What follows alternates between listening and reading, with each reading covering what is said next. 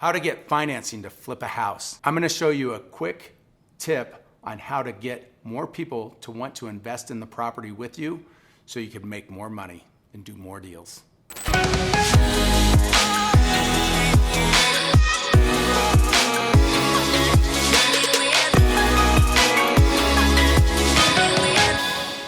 In today's episode, we're gonna talk about financing a source that's close to you that you might not have thought of yet. And then I'm gonna share with you a tip that I do that's gonna put you ahead of your competition and allow you to get better offers. And lastly, I'm gonna walk you through all the other options that are available to you to finance and fund that deal. So one of the first places that you're gonna wanna look are friends and family.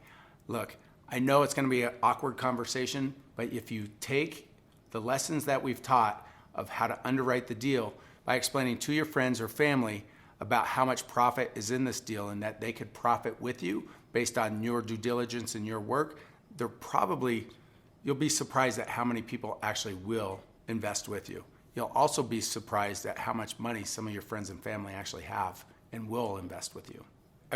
I appeal to people's greed factor. If people are sitting there and their money's sitting in an IRA or just in a savings or checking account where you could show someone where they could get 7, 8, 9, 10, maybe even 12% return on their money by investing with you, they're going to want to be able to take advantage of it. The key is being able to articulate it right to them, explaining where and how this deal is going to work. If you could do that, the likelihood of you convincing them to invest with you goes up dramatically. One of the more obvious, or maybe not so obvious, is to go and approach your friends and family to lend you money. They could be a bridge lender, gap lender, or they could come in and fund the whole thing. You'd be surprised at how much money your friends and family actually have sometimes. The key is can you articulate the deal to them and what kind of margins you're looking at? If you could show them that you could make more money with their money than where they currently have it, you'll probably win them over. But you have to know your numbers and you have to be able to articulate the deal. One of the most common money sources people go to when looking at or wanting to do a fix and flip is hard money. It's just the quickest one to go to. I'm gonna share with you guys here at the end a place that you could go to and get all the hard money lenders that you've ever thought of and more. Stay tuned. With hard money, what you want to look for is what's their points, what's their fees. What I mean by that, they're going to charge you up front or points on the deal. So let's just say it's a $100,000 deal. They're going to add a minimum of a point, which would be $1,000 just off the top. Maybe it's 4 points. Okay, these are things that you need to look and shop and make sure that you're getting the lowest points, lowest fees, and lowest interest rate as possible. This is how they make their money. The key here is these people make money off lending it. They're trying to lend this money. So a lot of people go, hey, look, I don't know if I could get this money. The key is you can get the money, but you have to be able to articulate the deal and explain the type of deal that you have. If you can, you'll attract more people to want to invest in that deal with you. Hard money lenders as well, especially.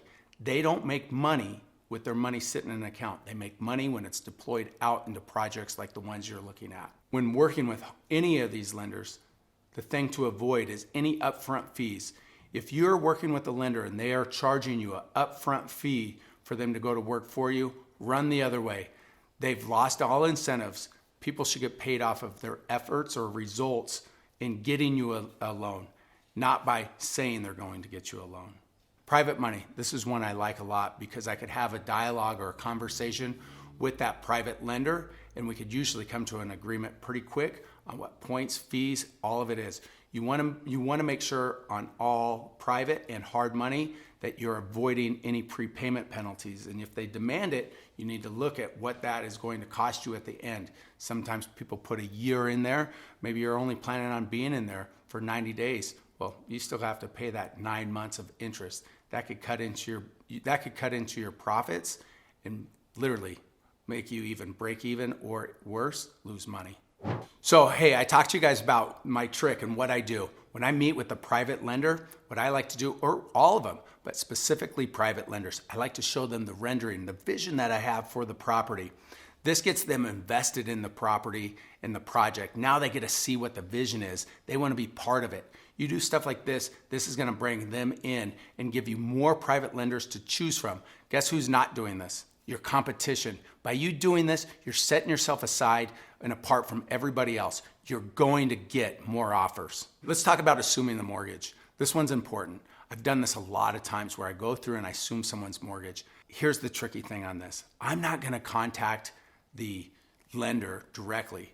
I don't wanna do that, okay? What you do need to be careful of is something called a due on sale clause. If they see a property was transferred, they could technically call it due on sale clause. I've never seen it done, but here's something that I do just to ensure, I make sure that that's not done. What I do is I close an LLC, obviously. I then have a servicing company pay that mortgage company directly. Now, a lot of people think, all right, well, I still owe the seller some money on the interest rate. So that service company then sends the payment on your behalf, right, to the actual mortgage company. What you don't want to do and what you want to avoid is paying the seller directly. This happened in 2008, 9, 10, 11, where people assumed mortgages, paid the seller directly, and that payment never got made. Guess what happened? They came knocking, they foreclosed, that person was devastated. Don't be that person. Pay through a third party.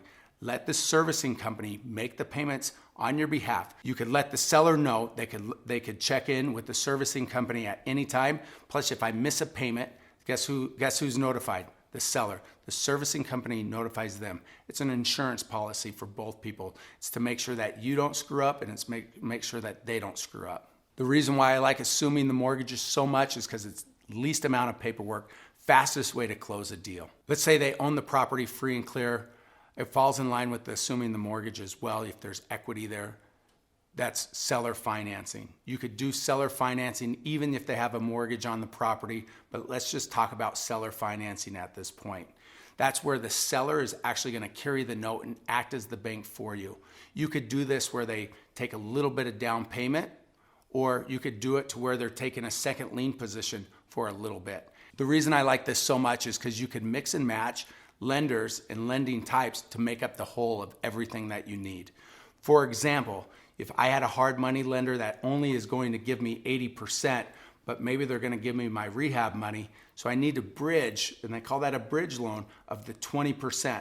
That 20%, maybe I could get the seller to do a seller carryback or financing of the 20%, and I pay that seller off once I sell the house. Before I get to the last few ways to finance your property, do me a favor, click on the link below, subscribe to this channel. We're gonna be going over content like this and a lot of other stuff. You don't have to memorize it all. You don't have to write it all down. Just subscribe to the channel and we'll keep bringing it to you. For those of you that already own a property, maybe you have some equity in it, you could use a HELOC.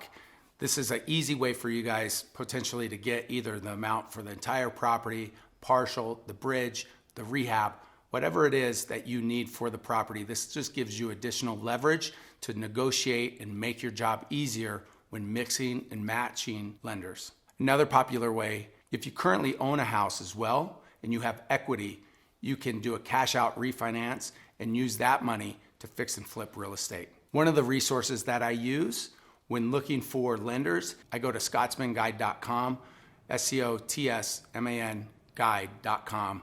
This is a good resource for you to look for any type of lender, but specifically if you're looking to do a refinance or a HELOC. You may have an IRA, and if you do, you may want to look at, or even if you don't, you may want to look at self-directed IRAs. This is going to help you with taxes and get in and out of deals as quick as possible. And when leveraging or borrowing money from yourself, you're going to be able to pay yourself the interest back versus somebody else. You should look into and talk to a tax consultant, and they could help you with that.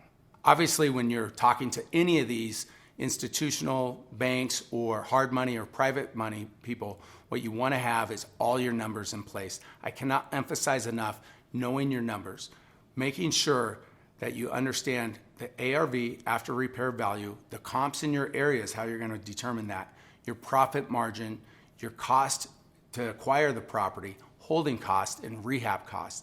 These are things that are vital, and you have to be able to articulate it. And the more information that you have, the more confident that lender is going to be in you and investing in you. One of the things that I like to do or let people do, if I'm working with someone, I let them leverage me and my portfolio as well. This is something that you should look at. If you're working with a mentor or you're working with any sort of crew, you should have those people listed as references. That is going to help you solidify deals because you're organized and you have everything in line, ready to go. Make sure that the numbers and your team is in place. When you're talking to the lenders, it's going to make them feel a lot better about investing in you and that project. One other area is crowdfunding. There's lots of options out there as far as crowdfunding sites. You could go in, put in your criteria, and see how many people are willing to invest in the projects that you have. Again, knowing your numbers, even having renderings, is key to drawing those investors in. Let's talk about mixing and matching lenders. You could mix and match various lenders to private money, hard money, seller financing. You could do that, so you want to make sure that you're taking advantage of that and looking at all options when you're doing so. It's important for you to take a step back and make sure that you're exploring all the options that are in front of you.